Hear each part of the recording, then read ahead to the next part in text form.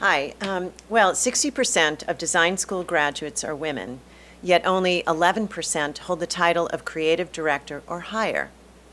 On top of that, women are paid 20% less than men, and if you add in the statistics for women of color, the pay gap is as large as 54%. I'm Lynda Decker.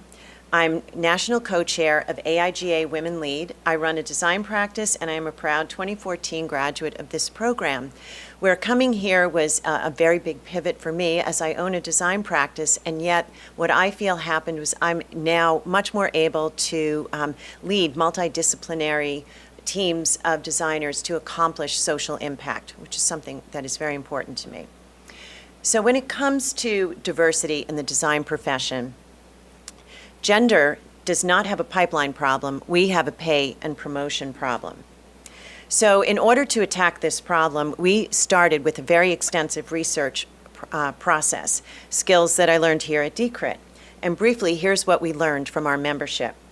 Women face a steeper path to leadership in the workplace, and the causes range from social bias to a lack of mentorship and sponsorship from male leaders. Women are perceived to be less ambitious, less creative, and less humorous than their male counterparts. They're subject to microaggressions in the workplace, stereotyping, and office housework. They are often stuck in middle-level positions or offered promotions that have a high rate of failure associated with them. It's a wonder that we can get through the day.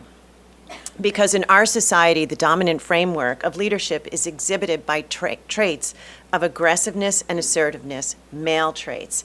Female traits such as cooperation and consensus seeking are considered weak. But yet, women who exhibit male traits are highly criticized and judged harshly. Women who ask for raises are 30% more likely to be told that they are aggressive when they attempt to negotiate that situation. Yet if the same woman behaves in a way that is more female, caring, and empathic, she is not considered leadership material. So our first design intervention was to address gender bias. Enter the AIGA Gender Equity Toolkit. This is a workshop tool with 3 exercises that help participants to build connections, increase empathy, and concludes with a scenario testing exercise.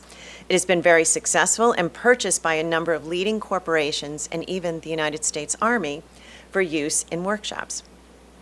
And last month, we launched Double or Nothing, which is an advocacy campaign to double the number of women in leadership positions in design over the next few years. We formed a coalition of leading design agencies and corporate partners, and Emily Oberman's team at Pentagram, we recruited her to design a dynamic brand and messaging. So now, with AIGA's new leadership and the support of our corporate partners, we are determined that we can have more impact if we move from an advocacy position over to a much more entrepreneurial position and embed more AIGA-sponsored programs and products into corporations. This is going to be a really big challenge for us.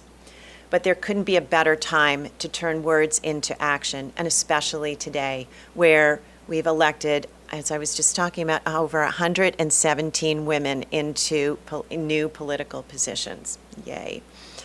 So I'm often asked, what can you do tomorrow? And really, I would like to just say to everyone, you can make a difference. You can challenge bias in the workplace. Design is an innovation industry, and there's no reason that we can't design a new workplace culture so that everyone can flourish. Pay to offer the same pay for men and women for the same work, and mentor someone. And lastly, speak up, because silence is the worst form of complicity. And get out there and break some glass. Thank you.